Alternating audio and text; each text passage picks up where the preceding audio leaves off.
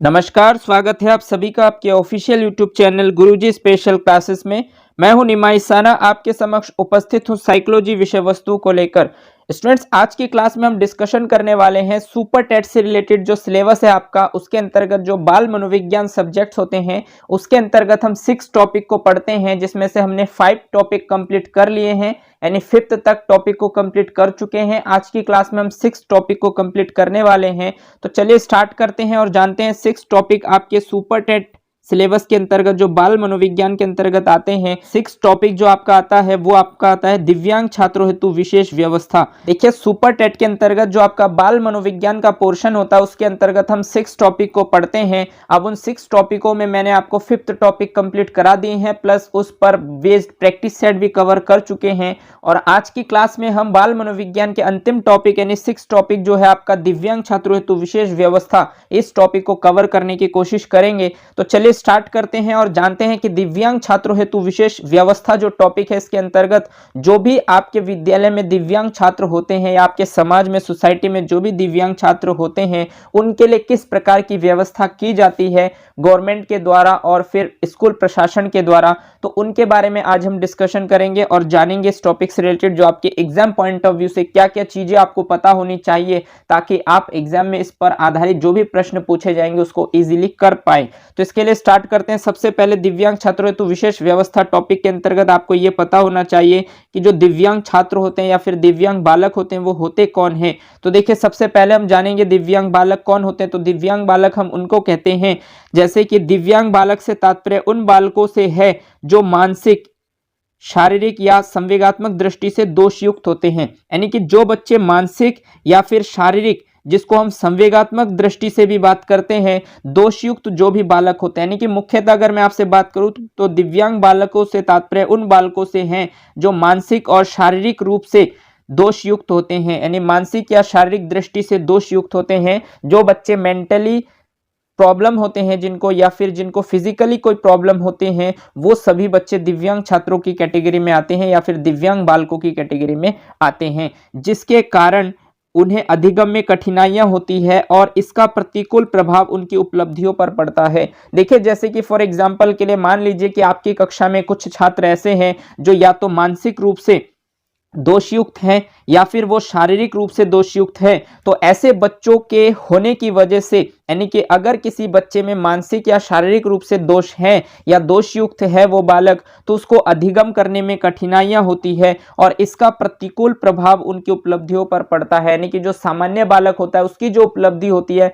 उस तौर पर ऐसे बालकों की उपलब्धि में थोड़ा इफेक्ट पड़ता है, इनके परफॉर्मेंस थोड़े अच्छे नहीं आ पाते। इसका रीजन ये है स्टूडेंट्स कि कुछ बच्चे हो सकते हैं जो मेंटली डिस्टर्ब होते हैं, उनको वो जल्दी से चीजों को समझ नहीं पाते होंगे, और यदि वो जल्दी से चीजों को समझ नहीं पाते तो उनका कॉन्सेप्ट क्लियर नहीं हो पाता। या फिर फॉर एग्जांपल के लिए मान लीजिए कि कोई बच्चा फिजिकली प्रॉब्लम है, किसी को कोई शारीरिक रूप से दोषयुक्त है, तो ऐसे बच्चे को हो सकता है वो कम सुनाई देता हो, और यदि आपकी कक्षा में वो बच्चा पढ़ रहा है और आप उस बच्चे को नहीं पहचान पा रहे हैं कि ये बच्चा जो है सुनने में इसको प्रॉब्लम है, तो हो सकता है कि आप जो बातें उसको बता रहे हैं वो क्लियरली उन बातों को स्पष्ट रूप से ना सुन पाए या फिर ना समझ पाए, और उसका प्रतिकूल इफेक्ट उसकी उपलब्धियों पर पड़ता है। इसीलिए आपको पता होना चाहिए कि दिव्यांग बालक कौन से होते हैं, और दिव्यांग बालकों के लिए जो विशेष व्यवस्था की गई है, चाहे आप एजुकेशन पॉलिसी के अंतर्गत देखिए या फिर गवर्नमेंट के द्वारा देखिए, तो उन सारी चीजों के बारे में आपके पास नॉलेज होना चाहिए। क्योंकि इस प्रकार की नॉलेज यदि आपके पास नहीं होंगे तो आप ऐसे बालकों को अपनी कक्षा में ना तो समझ पाएंगे और ना उनको समझा पाएंगे, और जो भी रिक्वायरमेंट उनको होती है वो भी आप उन बच्चों को उपलब्ध नहीं करा पाएंगे। इसीलिए इस टॉपिक को आपके आयोग के द्वारा निर्धारित किया गया है, ताकि आप इस टॉपिक को अच्छे से पढ़ें, इसको समझें और अपने व्यवहार में परिवर्तन करें, और फिर उस पर आधारित पेपर में बैठे इस टॉपिक पर आधारित जो भी प्रश्न आपसे पूछे जाएंगे तो आप इजीली उनको सही कर पाएंगे। आई होप आपने जान लिया कि दिव्यांग बालक कौन होते हैं। तो जो मानसिक रूप से या फिर शारीरिक रूप से जो दोषयुक्त बालक होते हैं, जिनको अधिगम करने में कठिनाइयां होती है, इसका प्रतिकूल प्रभाव उनकी उपलब्धियों पर पड़ता है, ऐसे बालकों को हम दिव्यांग बालक कहते हैं। चलिए आगे बढ़ते हैं और देखते हैं नेक्स्ट आपके लिए क्या है। तो नेक्स्ट है स्टूडेंट, जैसे कि आपने देखा कि जो दिव्यांग बालक है वो मुख्यतः दो प्रकार के होते हैं, एक शारीरिक होते हैं और एक मानसिक होते हैं। तो शारीरिक रूप से दिव्यांग बालक कौन से होते हैं? तो देखिए, शिक्षा की दृष्टि से शारीरिक दिव्यांग बालक है जिनके शरीर का कोई अंग अथवा ज्ञान इंद्रियां इतनी असामान्य होती है कि उसके कारण उन्हें शिक्षा प्राप्त करने या समायोजन करने में विशेष कठिनाइयां होती है। देखिए, शिक्षा की दृष्टि से यदि आप शारीरिक दिव्यांग बालक कहते हैं किसी को, तो इसका मतलब क्या होता है कि जिनके शरीर का कोई अंग, यानी कि किसी बच्चे के शरीर का कोई अंग हो जाए या फिर उसकी ज्ञानेंद्रियां हो जाए, वो इतनी असामान्य हो कि उसके कारण उन्हें शिक्षा प्राप्त करने में, यानी कि शिक्षा प्राप्त करने में या फिर समायोजन करने में विशेष कठिनाइयां होती हो। यानी कि ऐसे बालक जो मान लीजिए कि आपकी कक्षा में बैठा है और उसकी कोई ज्ञानेंद्रियां या फिर उसकी बॉडी का कोई अंग जो है वो इतना असामान्य है कि वो शिक्षा प्राप्त करने में या फिर समायोजन करने में बहुत ज्यादा कठिनाइयों का अनुभव करता है, तो ऐसे बालकों को हम शारीरिक दिव्यांग बालक कहते हैं। फॉर एग्जाम्पल के लिए यदि मैं आपको बता दूं तो ऐसे कौन से बालक आते हैं, तो ऐसे बालकों में आपके दृष्टि बाधित बालक, यानी कुछ बालक ऐसे होते हैं जिनको हम दृश्य ज्ञानेंद्रियां कहते हैं, यानी कि जिनके माध्यम से आप देख सकते हैं। जैसे आपको पता होगा कि ज्ञानेंद्रियां 5 होती हैं किसी भी मानव के पास, आंख, कान, नाक, जीभ और त्वचा। तो इन आंख, कान, नाक, जीभ, त्वचा, यानी इन 5 ज्ञानेंद्रियों में से यदि किसी बालक का एक ज्ञानेंद्रिय, मान लीजिए उसकी आंखें थोड़ी सी कमजोर है या फिर उसे देखने में थोड़ी सी प्रॉब्लम होती है, हो सकता है कि वो दूर की चीजों को स्पष्ट नहीं देख सकता या फिर वो पास की वस्तुओं को स्पष्ट नहीं देख सकता या फिर वो पूर्ण रूप से जो है दृष्टि बाधित है, तो ऐसे बालक जो है वो शारीरिक रूप से दिव्यांग बालकों की कैटेगरी में आते हैं। इसी तरीके से कुछ बालक होते हैं जो श्रवण बाधित होते हैं, यानी कि जिनको सुनने में प्रॉब्लम होती है, यानी कि जिनको कम सुनाई देता है या फिर हो सकता है कि उनको बिल्कुल भी सुनाई ना दे, तो ऐसे बालक जो हैं वो शारीरिक रूप से दिव्यांग बालकों की कैटेगरी में आते हैं। या फिर जैसे कि मान लीजिए मुंह या फिर हकलाने वाले बालक, यानी कि जो बालक हकला कर बोलते हैं, थोड़ा रुक रुक कर बातचीत करते हैं, तो ऐसे बालक जो होते हैं, ऐसे बालकों को भी हम शारीरिक दिव्यांग बालकों की कैटेगरी में रखते हैं। तो आपने जाना कि जो शारीरिक दिव्यांग बालक का मतलब स्टूडेंट्स वो बालक होते हैं जिनकी शरीर का कोई अंग या फिर उनकी ज्ञानेंद्रियां इतनी असामान्य है कि उसके कारण वो ना तो शिक्षा ढंग से प्राप्त कर पाते हैं और ना ही किसी भी माहौल में अपने आप को समायोजन कर पाते हैं। यदि उनको समायोजन करने में या शिक्षा प्राप्त करने में कठिनाइयों का अनुभव होता है, तो ऐसे बालकों को हम शारीरिक रूप से दिव्यांग बालक कहते हैं। और इसके लिए किस प्रकार के बालक होते हैं, जैसे दृष्टि बाधित बालक या फिर श्रवण बाधित बालक या फिर मुख या हकलाने वाले जो बालक होते हैं, ऐसे बालकों को हम शारीरिक रूप से दिव्यांग बालक कहते हैं। आई होप आपने इस पॉइंट्स को समझ लिया होगा अच्छे से। चलिए आगे बढ़ते हैं और देखते हैं नेक्स्ट पॉइंट आपसे क्या कहता है। तो नेक्स्ट पॉइंट आपसे कहता है शारीरिक रूप से दिव्यांग बालकों को निम्नलिखित श्रेणियों में विभाजित किया जा सकता है। देखिए, आप शारीरिक रूप से जो दिव्यांग बालक होते हैं उनको अलग अलग कैटेगरी में डिवाइड कर सकते हैं। फॉर एग्जाम्पल के लिए देखते हैं कि उनको किस तरीके से डिवाइड किया जा सकता है। तो देखिए, शारीरिक रूप से दिव्यांग बालकों को जो डिवाइड किया गया उसमें फर्स्ट आता है कि दृष्टि दोषों से युक्त बालक, यानी कि जो बालक दृष्टि दोषों से युक्त होते हैं, यानी कि जिनको देखने में प्रॉब्लम होती है, देखने वाले जो दोष जिनके अंदर आपको देखने को मिलते हैं, यानी कि जो दृष्टि दोषों से युक्त होते हैं, जिनको देखने में प्रॉब्लम होती है, उनको हम दृष्टि दोषों से युक्त बालक कहते हैं। दूसरे पॉइंट पर बात की गई श्रवण दोषों से युक्त, यानी कि जिन बालकों को सुनने में प्रॉब्लम होती है, यानी श्रवण दोष जिनमें होती है, उनको हम श्रवण दोषों से युक्त बालक कहते हैं।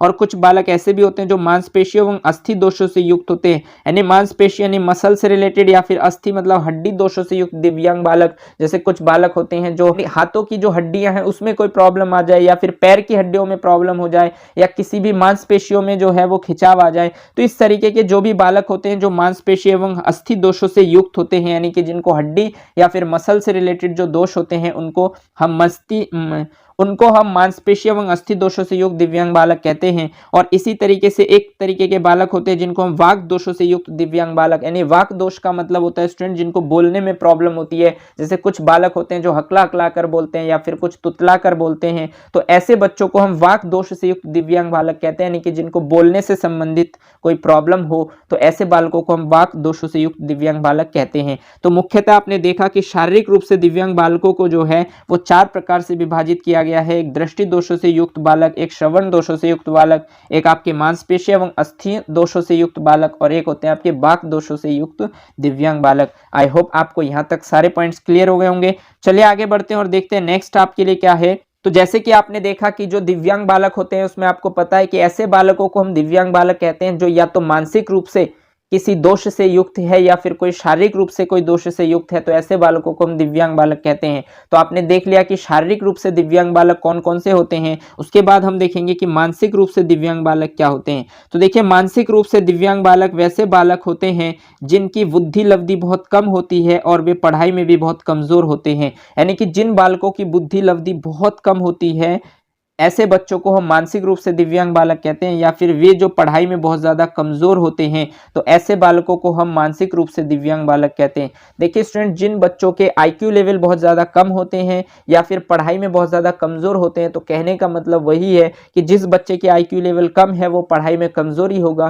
क्योंकि उसे चीज़ें जो है बहुत ज़्यादा अच्छे से समझ नहीं आ पाएंगे। तो इसका मतलब ऐसे बच्चे जो है वो मेंटल रिटार्डेशन होते हैं, यानी कि मानसिक रूप से पीड़ित होते हैं, मानसिक रूप से दिव्यांग होते हैं। तो ऐसे बालकों को हम मानसिक रूप से दिव्यांग बालक कहते हैं। तो यदि आपसे पूछा जाए कि दिव्यांग बालक कैसे होते हैं, तो दिव्यांग बालक जो बालक शारीरिक रूप से या फिर मानसिक रूप से दोष युक्त होते हैं, जिनको पढ़ने में या फिर समायोजन करने में कठिनाई अनुभव होता है, तो ऐसे बालकों को हम दिव्यांग बालक कहते हैं। और दिव्यांग बालकों की जो कैटेगरी है उसमें आपने शारीरिक रूप से दिव्यांग बालकों को आपने जान लिया। उसके बाद आपने मानसिक रूप से दिव्यांग बालकों को भी जान लिया। जिन बच्चों की IQ लेवल यानी कि IQ बहुत ज़्यादा कम होती है या फिर पढ़ाई में जो बहुत ज़्यादा कमज़ोर होते हैं, ऐसे बालकों को हम मानसिक रूप से दिव्यांग बालक कहते हैं। आई होप आपको यहाँ तक सारे पॉइंट्स क्लियर हो गए होंगे। चलिए आगे बढ़ते हैं और देखते हैं नेक्स्ट इस टॉपिक पर और क्या क्या पॉइंट्स हैं। तो नेक्स्ट पॉइंट है स्टूडेंट, दिव्यांग बालकों की समस्याएं। देखिए, आपको पता होनी चाहिए कि जो दिव्यांग बालक होते हैं उनकी क्या प्रॉब्लम्स हैं, क्या प्रॉब्लम्स उनको होती हैं, जिनको आपको जानना चाहिए एज अ टीचर। यदि आप उन प्रॉब्लम्स को जानेंगे तभी आपके माइंड में कोई कॉन्सेप्ट आ सकता है। और एट द मोमेंट आपकी कक्षा में यदि ऐसे बालक आपको देखने को मिलते हैं, तो उन बच्चों के लिए आप कुछ उचित व्यवस्था कर सकते हैं। उनके लिए आप ऐसे पढ़ने के लिए वातावरण का सृजन भी कर सकते हैं जिससे उनके लिए थोड़ी बहुत हेल्प हो, उनकी उपलब्धियों में थोड़ा बहुत बढ़ोतरी हो जाए। इस तरीके की कंडीशंस को आपको बनाना होगा। तो चलिए जानते हैं कि दिव्यांग बालकों की समस्याएं क्या होती है। तो फर्स्ट पॉइंट आपके लिए स्टूडेंट की शारीरिक अथवा मानसिक रूप से विकलांग बालकों को विभिन्न प्रकार की समस्याओं का सामना करना पड़ता है। देखिए, जो बालक शारीरिक रूप से या फिर मानसिक रूप से विकलांग बालक होते हैं यानी कि दिव्यांग बालक होते हैं, ऐसे बालकों को विभिन्न प्रकार की समस्याओं का सामना करना पड़ता है। यानी देखिए, जो बालक शारीरिक रूप से या मानसिक रूप से विकलांग होते हैं या दिव्यांग होते हैं, उन बच्चों को बहुत सारी प्रॉब्लम का सामना करना पड़ता है। तो ऐसी चीज़ों को आपको जानकारी होना आवश्यक है। ठीक, तो देखिए नेक्स्ट पॉइंट इसी में देखिए, यदि कक्षा में कोई शारीरिक रूप से अपंग बालक हो तो उसकी कक्षा में प्रवेश एवं उसके बैठने के लिए समुचित व्यवस्था किया जाना सर्वाधिक आवश्यक है। देखिए, आपको पता होना चाहिए कि जिन बच्चों को शारीरिक रूप से या मानसिक रूप से जो बालक दिव्यांग हैं, उनको बहुत सारी समस्याओं का सामना करना पड़ता है। आप एज अ नॉर्मल पर्सन है तो हो सकता है कि आप उस चीज़ को आपके साथ ना बीती हो, तो इस वजह से आप उस चीज़ को ना फील कर पाएँ। और यदि आप नहीं फील कर पाएंगे तो आप उनकी समस्याओं को जान नहीं पाएंगे। इसलिए आयोग ने आपको इस टॉपिक को पढ़ने के लिए दिया है ताकि आप उनकी समस्याओं के बारे में जान पाएँ। तो देखिए, यदि कक्षा में कोई शारीरिक रूप से अपंग बालक हो, यानी मान लीजिए कि आपकी कक्षा में कोई बालक है जो शारीरिक रूप से अपंग है, तो उसकी कक्षा में प्रवेश यानी कि वो जब कक्षा में एंट्री लेता है या फिर उसके बैठने के लिए समुचित व्यवस्था किया जाना सर्वाधिक आवश्यक है। यानी कि हो सकता है कि वो बच्चा जो है पैर से दिव्यांग है या फिर हाथ से दिव्यांग है, तो ऐसे बच्चे के लिए आपको कोई समुचित व्यवस्था करनी होगी उस बच्चे के लिए बैठने के लिए, क्योंकि वो बच्चा नॉर्मल बच्चा नहीं है कि वो कहीं पर भी बैठ सकता है। तो ऐसे बच्चे के लिए आपको विशेष व्यवस्था करनी होती है।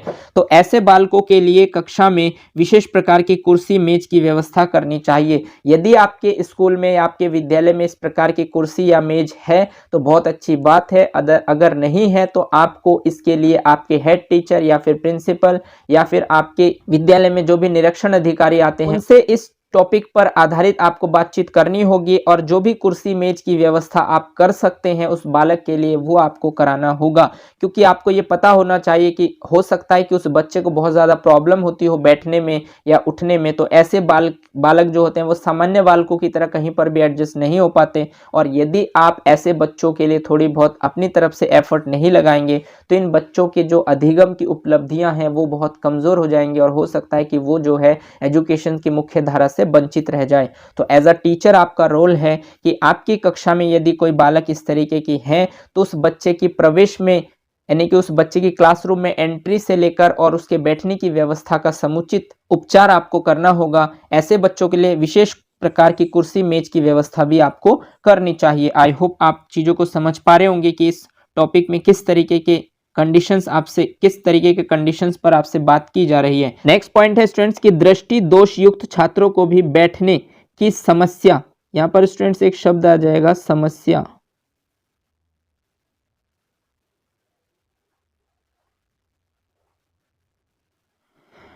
तो देखिए दृष्टि दोष युक्त छात्रों को भी बैठने की समस्या का सामना करना पड़ता है। देखिए जिन बच्चों को देखने में प्रॉब्लम होती है, यानी कि जिनकी दृष्टि दोष होती है, जिनको यानी कि जिनको देखने में समस्याएं होती हैं, ऐसे छात्रों को बैठने की समस्या का सामना करना पड़ता है। यानी कि ऐसे बच्चों को बैठने में प्रॉब्लम होती है। हो सकता है कि आपकी कक्षा में कोई बच्चा है जिसे दृष्टि दोष से युक्त है और वो बच्चा जो है पीछे सबसे क्लासरूम में सबसे लास्ट की सीट पर बैठता है। तो इस चीज़ को आपको समझना होगा। इसलिए इनकी समस्या को समझते हुए, देखिए यहाँ पर स्टूडेंट्स आ जाएगा समझते हुए, तो इसलिए इनकी समस्या को समझते हुए इन्हें कक्षा में उपयुक्त स्थान पर बैठाया जाना चाहिए। यानी आपकी कक्षा में यदि कोई बालक है जो दृष्टि दोष से युक्त है, तो ऐसे छात्रों को आपको जो है फ्रंट सीट पर बैठने का मौका देना चाहिए, या आपको ऐसे छात्रों को जो है फ्रंट सीट पर बैठाना चाहिए, क्योंकि हो सकता है कि ऐसे बच्चों को जो है दूर से चीज़ें स्पष्ट दिखाई ना दे, और जब दूर से वो चीज़ें स्पष्ट नहीं देख पाएगा तो यदि आप कोई भी इंपॉर्टेंट चीज़ आप ब्लैक बोर्ड पर कराते हैं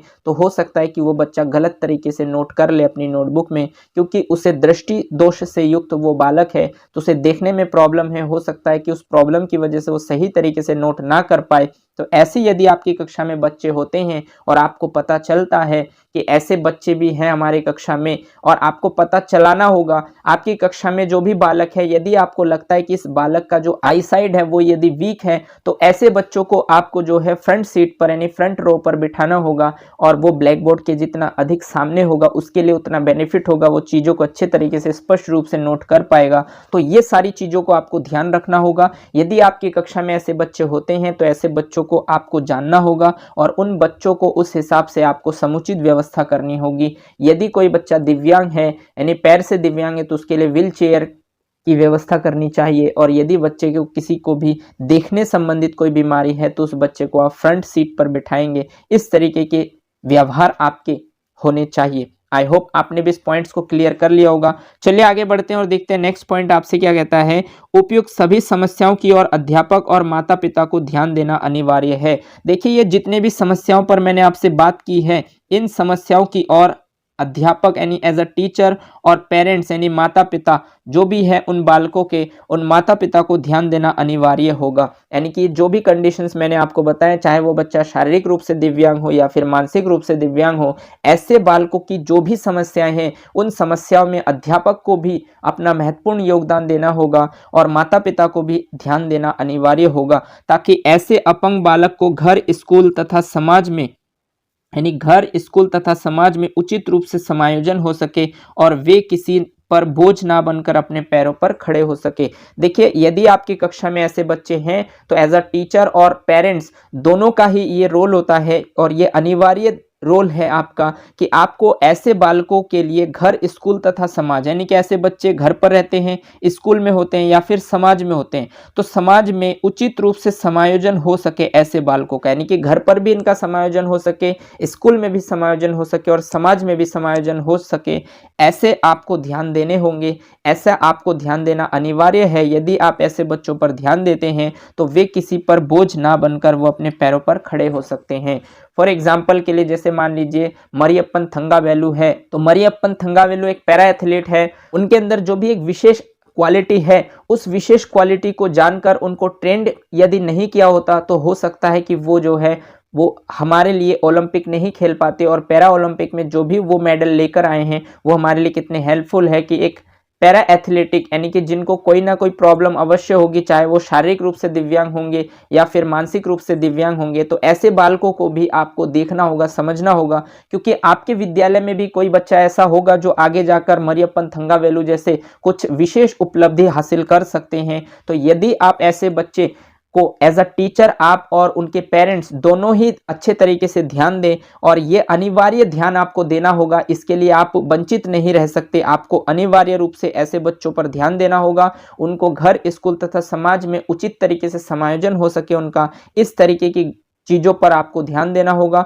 उन बच्चों के डेवलपमेंट पर आपको ध्यान देना होगा। यदि आप ऐसा कर पाते हैं तो वे जो बच्चे होंगे वो किसी पर बोझ ना बनकर अपने पैरों पर खड़े हो पाएंगे। तो इस तरीके की जो प्रॉब्लम है, यानी कि इस तरीके की जो दिव्यांग बालकों की समस्याएं हैं, इनके बारे में आपने जाना कि दिव्यांग बालक कौन होते हैं, कितने प्रकार के होते हैं, शारीरिक रूप से दिव्यांग बालक कौन से होते हैं, मानसिक रूप से दिव्यांग बालक कौन से होते हैं, और मुख्य रूप से दिव्यांग बालकों की जो समस्याएं होती है वो क्या होती है। तो इन सारी चीज़ों के बारे में आपने जाना। इनसे रिलेटेड हम नेक्स्ट क्लासेस में दिव्यांग छात्रों की शिक्षा व्यवस्था पर आधारित टॉपिक पर डिस्कशन करेंगे, यानी कि पॉइंट पर डिस्कशन करेंगे। दिव्यांग छात्रों की शिक्षा व्यवस्था, यानी कि ऐसे छात्रों के लिए जो शिक्षा व्यवस्था की गई है वो किस प्रकार की शिक्षा व्यवस्था है, और फिर अधिगम अशक्तता क्या होती है, जहां से आपके एग्जाम्स में एक प्रश्न अवश्य पूछा जाता है।